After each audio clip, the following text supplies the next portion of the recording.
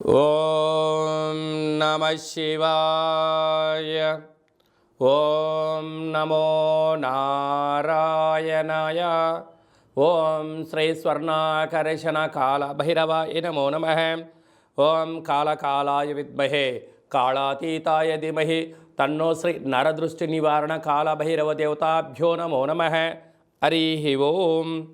మా ఛానల్కి స్వాగతం. చూస్తున్న వీక్షకులకు, ప్రేక్షకులకు, ప్రియ కాళభైరవ భగవద్బంధులకి స్వాగతం పలుకుతూ మమ్మల్ని ఎంతగానో ఆదరిస్తూ ఉండబడినటువంటి ప్రియ సోదరీమణులకు, సనాతన ధర్మ సంరక్షకులకి అందరికీ కూడా తెలుగు ఉగాది పండుగ శుభాకాంక్షలు.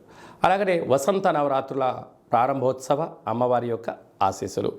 ఈ క్రోధినామ సంవత్సరం అంతనూ కూడా అందరికీ శుభం, జయం, లాభం జరగాలని శ్రీ నరదృష్టి నివారణ కాళభైరవ స్వామిని కోరుకుందాం, వేడుకుందాం.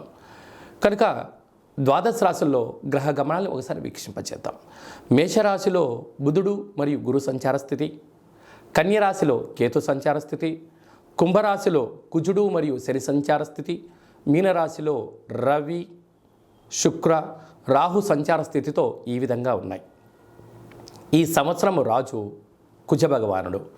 మంగళవారం మనకు ఈ సంవత్సరం ఉగాది పండగ అవ్వడం వలన, రాజు కుజుడు అవ్వడం వలన నిత్యము రాజకీయ నేతలకు, సామాన్యులకు, ప్రతి ఇంట్లో ఉండబడినటువంటి కార్యక్రమ నిర్వహణ చేసే వారందరికీ కూడా అధిక శత్రు ప్రభావం అధికంగా ఉంటుంది.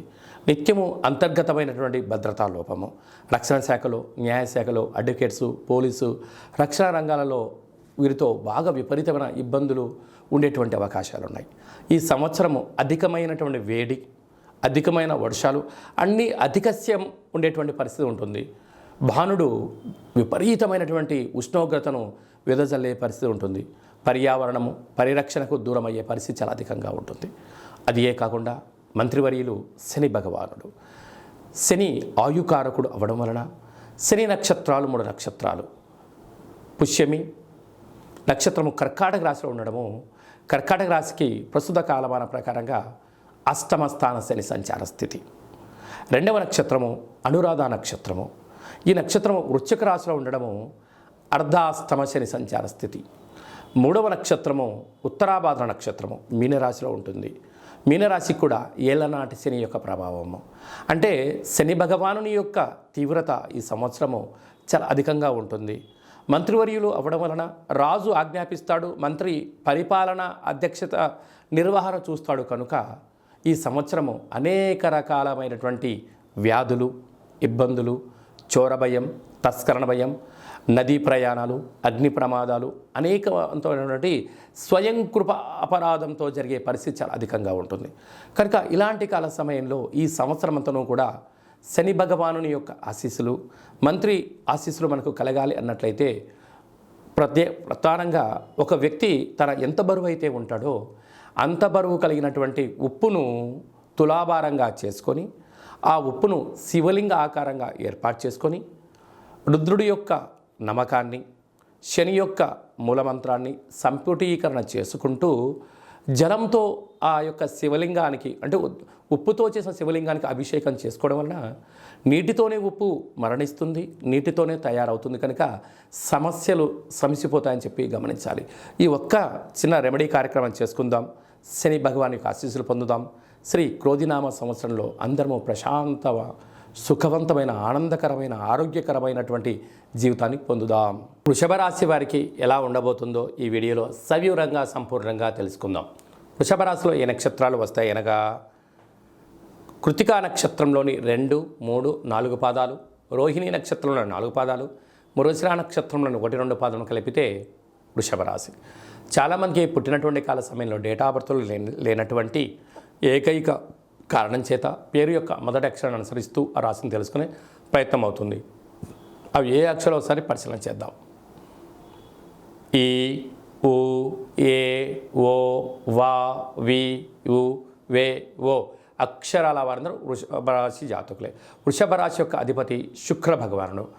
వీరికి 9వ తారీఖు నుండి 15వ తారీఖు వరకు పుట్టినటువంటి వారందరికీ కూడా ముందస్తుగా జన్మదిన శుభాకాంక్షలు. గతంలో వివాహం చేసుకున్న వారికి వివాహ వార్షికోత్సవ శుభాకాంక్షలు.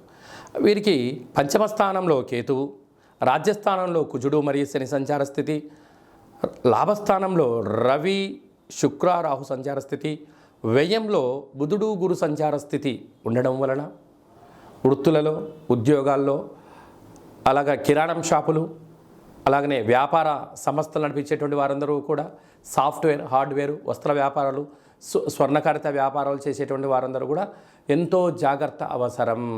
ఎందుకనగా వ్యయంలో గురువు బుధుడు సంచారం చేయడం వలన అప్పుడే యోగము, అప్పుడే విచారము, అప్పుడే కొత్త ఆలోచన అన్నీ వెంట వెంట జరుగుతూ ఉంటుంది. కనుక అనేక రకాలైన సమస్యలు పొంచి ఉంటున్నాయి. ఇలాంటి కాల సమయంలో వ్యయంలో గురు సంచార స్థితి ఉన్నప్పుడు అలాంటి దోష నివృత్తి కోసము వీలైనంత వరకు మౌనం, ధ్యానం, ఆధ్యాత్మికత, అదే కాకుండా కూడా పశువులతో, పక్షులతో, పంచభూతాలతో, ప్రకృతితో మమేకం మీరు అవ్వగలిగినట్లయితే అన్నింటా విజయం మీ సొంతం అవుతుంది. కనుక వీలైనంత వరకు ఈ సంవత్సరము మీరు కళౌ వెంకటనాయక అన్నట్టుగా వెంకటేశ్వర స్వామిని స్మరించడం, ధ్యానించడం, కాళభైరవ స్వామి యొక్క కూష్మాండ దీపాన్ని పెట్టుకోవడం వలన మీకంతా శుభమే కలుగుతుందని చెప్పి గమనించాలి. ఈ సంవత్సరము ఇంకనూ మనం విజయం సాధించగలగాలి అన్నట్లయితే రాజు కుజుడు అవ్వడం వలన మనకు వీలైనంత వరకు ఒక్కొక్క నెలలో 4 మంగళవారాలు ఉంటాయి.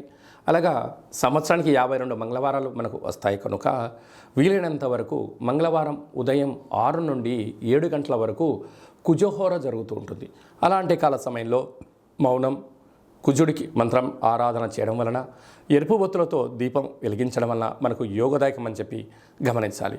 అలాగా రుణ సమస్యలు, రోగ సమస్యలు, కోర్టు సమస్యలు, అలాగే రక్షణ శాఖతో నిత్యము వాహన ప్రమాదాలు లాంటివి జరుగుతూ ఉన్నట్లయితే ఒక మంగళవారం పూట అంటే మాసంలో ఒక్కరోజు ఒక ఎరుపు క్లాత్లో ఒక దోషుడు అన్నాన్ని వండి అందులో పోసి, ఒక దోషుడు కుంకుమ పోసి ఎర్రగా ముద్ద కట్టి వాటిపైన 7 ఎర్రటి ఒత్తులు వెలిగించి దిష్టి తీసి ప్రవహించే నీటిలో కానీ తెల్ల జిల్లెడు వృక్షం మొదల్లో వేయడం వలన అంగారకుడి యొక్క ఆశీస్సులు కలిగి రుణ సమస్యలు, రోగ సమస్యలు, కుజ సమస్యలు, సంతానం లేని సమస్యలు తొలగి అన్నింటా విజయం కలిగి అంగారకుడి యొక్క ఆశీస్సులు ఉంటాయని చెప్పి గమనించాలి.